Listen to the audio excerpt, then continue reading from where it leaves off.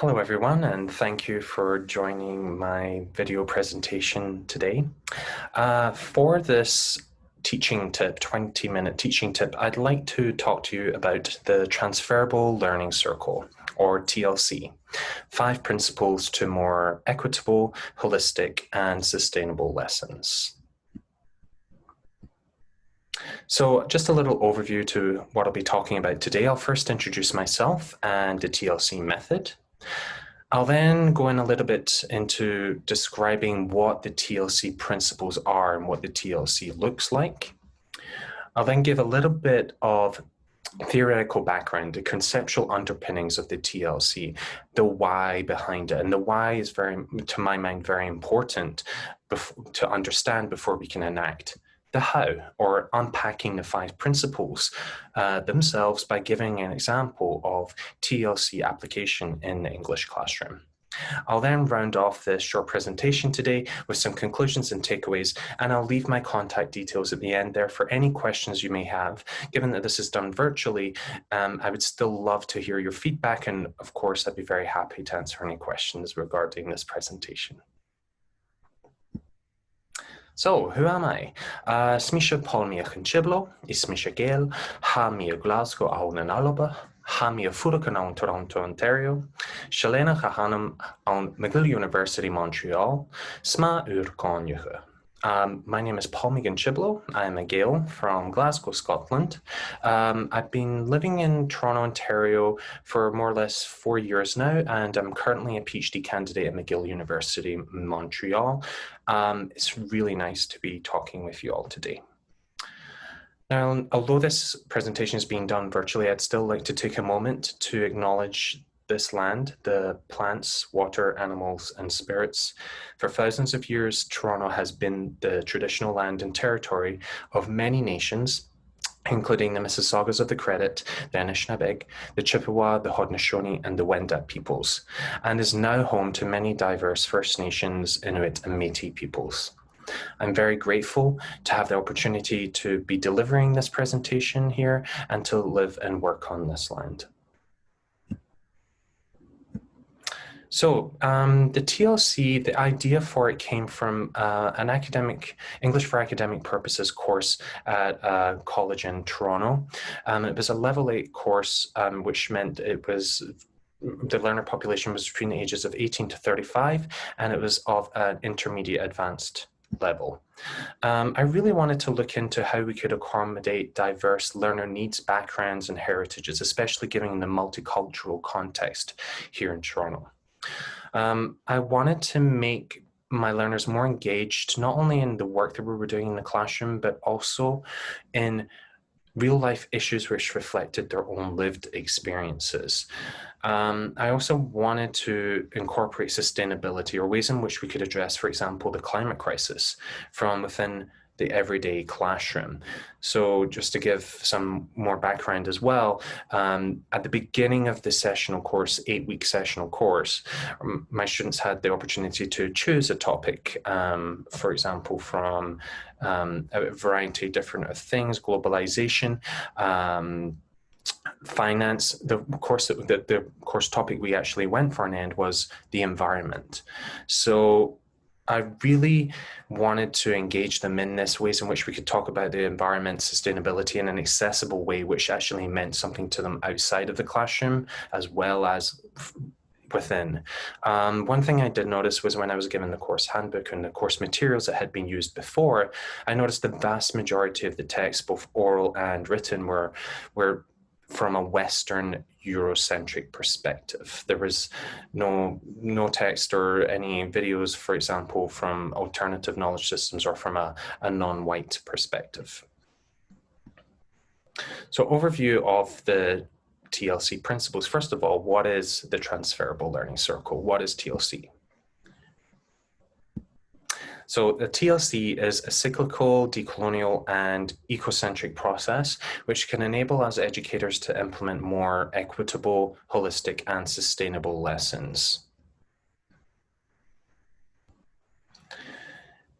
How I envisaged this being was beginning with overarching holistic approach, which integrates and validates the past, present, and future influences of our learners.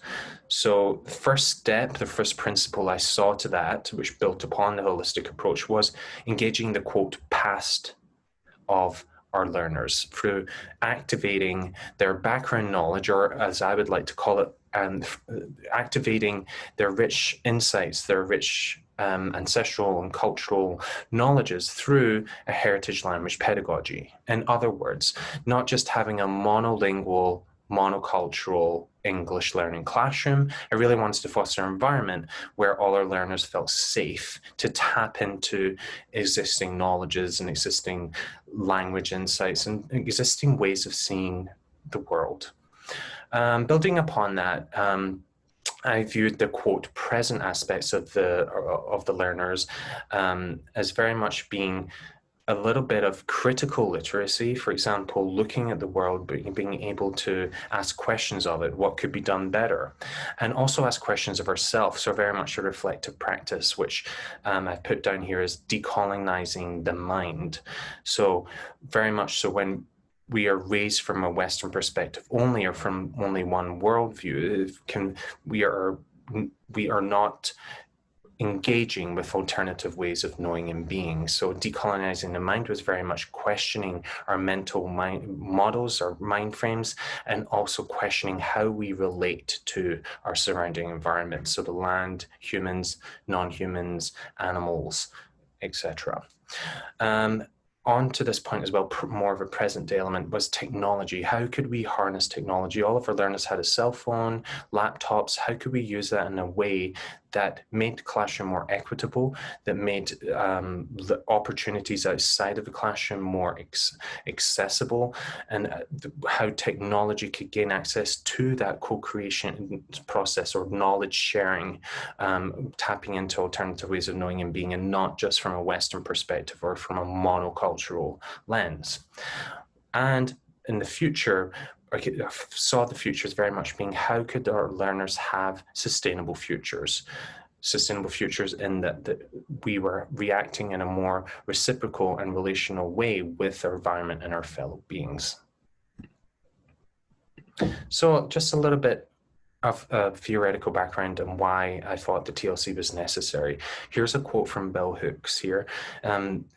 It's not the English language that hurts me, but what the oppressors do with it, how they shape it to become a territory that limits and defines, how they make it a weapon that can shame, humiliate, and colonize.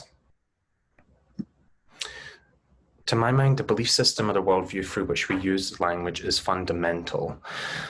The English language is a dominant Western language with a colonial and assimilationist legacy.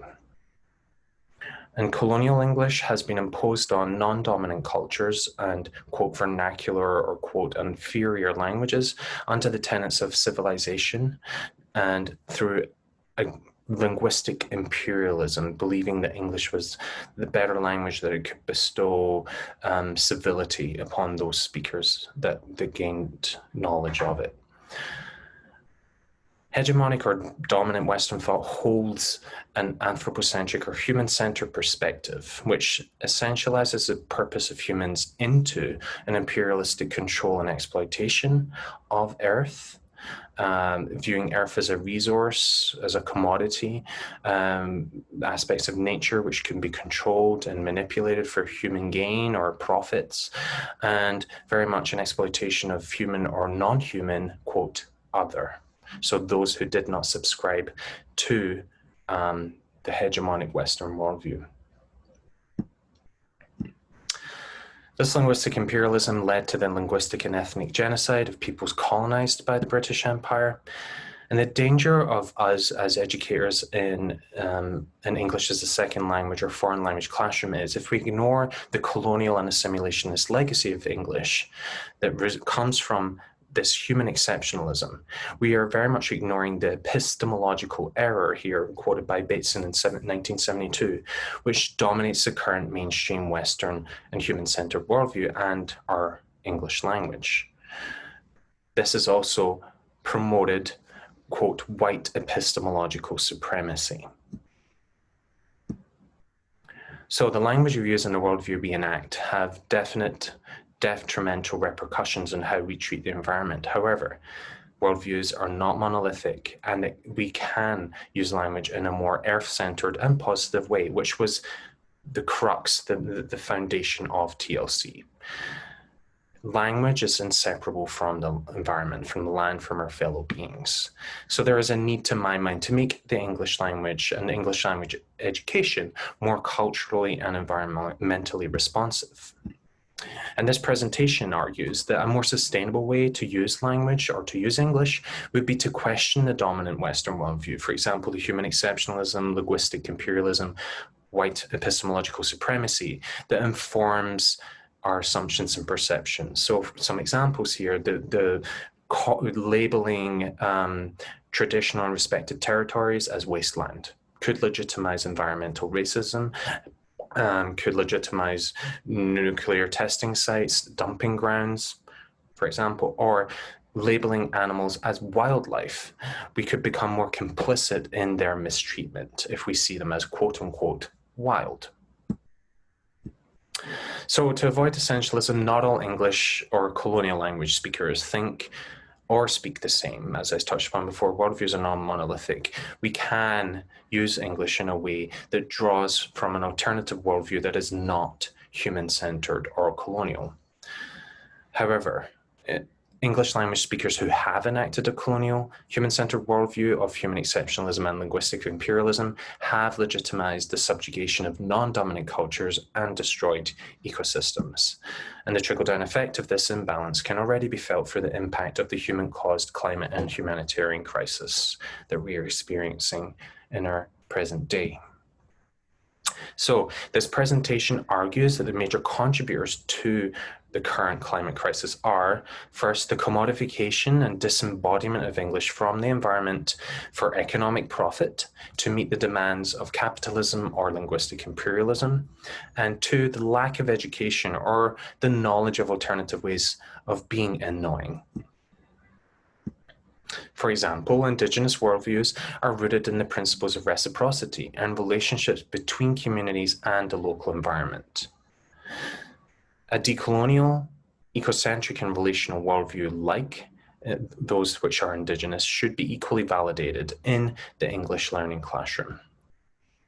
And how can we do this? The TLC proposes 5 non-exhaustive steps as ideas on how we could progress the conversation on this and make our classrooms more sustainable and equitable.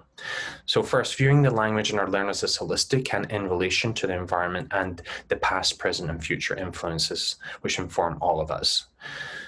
2, activating background knowledge through heritage language pedagogy, i.e. a respect for and validation of non-dominant languages and cultures in education and in the language learning classroom. 3, enabling critical literacy or the process of decolonizing the mind. 4, embracing technology multimodality to enable deeper knowledge sharing and co-creation. Epistemic unlearning, so unlearning the epistemological errors which we have gained, and include diverse literacies and ways of learning, such as digital, visual, and decolonial literacies.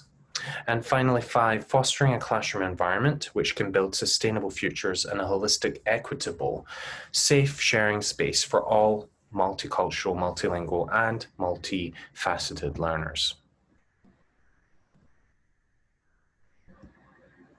So TLC is an ecocentric, sustainable decolonizing process, develops transferable skills in order to interact in diverse social fields, be it virtual or physical, experience alternative worldviews. Our learners and ourselves can feel more empowered in our own voices and identities. We can develop a critical and inquiring lens which decolonizes the mind, and we can participate together in co-creating solutions and addressing real-life problems such as the climate crisis. I'll just leave that there for a moment. So that's very much the theoretical or conceptual underpinnings, the why that I was thinking about when I came up with this idea of the Transferrable Learning Circle. Now I'll just unpack what that would look like in the classroom.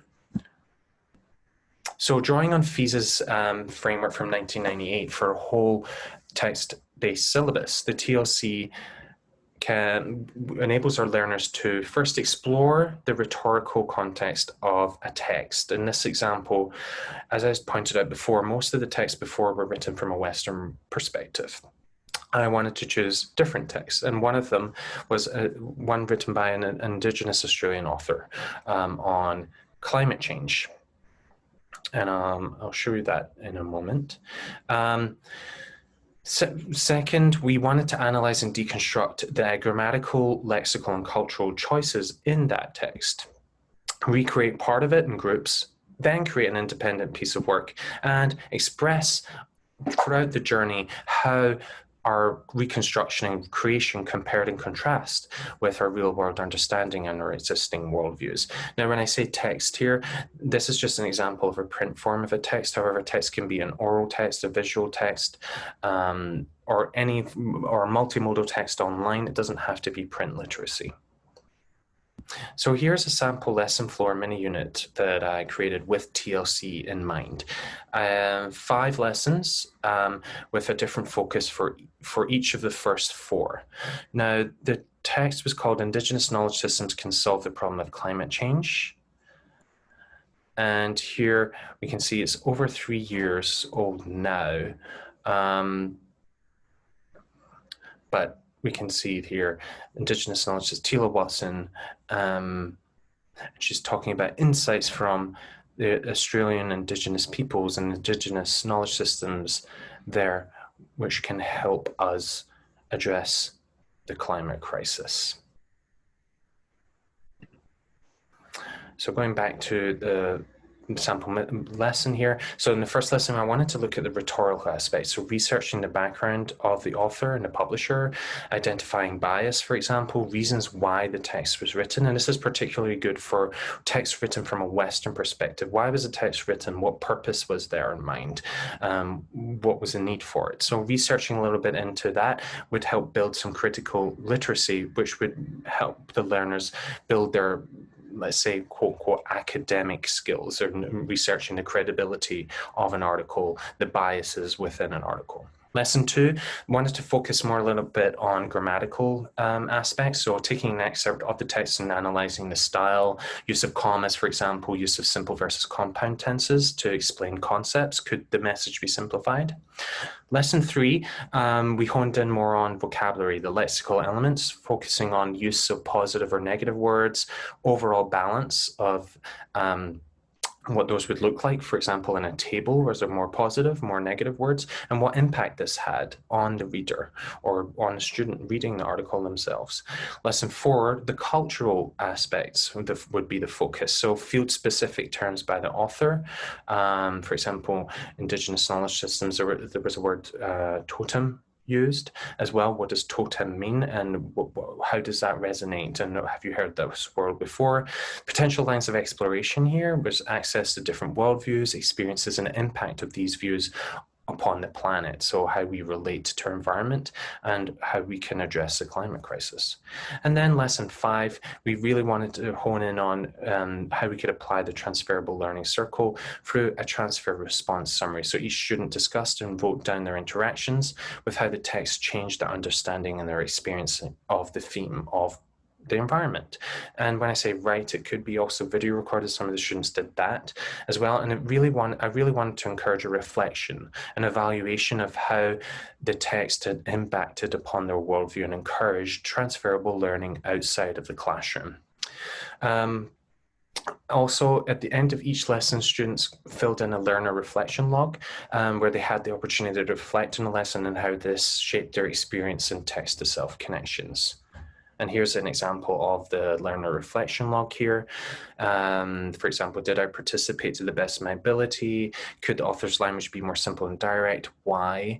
Do you think that one knowledge system has more advantages over the other? Why? These are just some examples. These could be modified as well, dependent on the level of the class, which text you're using. But I felt it was very good to have this learner reflection log so learners could actively think about how they're learning, how they was evolving, and how their worldviews were being impacted.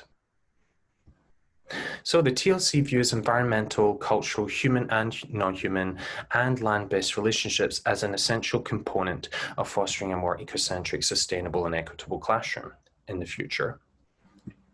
In the mini unit, a text on Indigenous views and climate change was used for all of the lessons, and it was chosen to enable learners to reflect on differences or similarities between Western and Indigenous worldviews.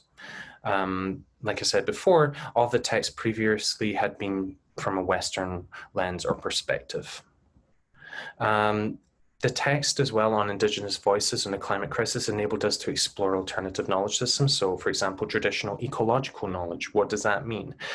Learners learning about this helped us gain deeper insights into non-Western approaches to combating the climate crisis. And also we ended up sharing insights on how languages, diverse languages, perceive their surroundings, such as water being viewed as a living spirit with memory in Anishinaabe or Ojibwe, as opposed to water being viewed as a product in neoliberal colonial English. Some learners even shared experiences of how their relatives in their homelands treated their local environments, or, for example, what their grandmother would call a certain instrument to take care of the land and what this meant and how they related to water. And this led to greater engagement and more ideas for sustainable solutions. And here's a transfer response summary that was given to the students to complete in lesson 5.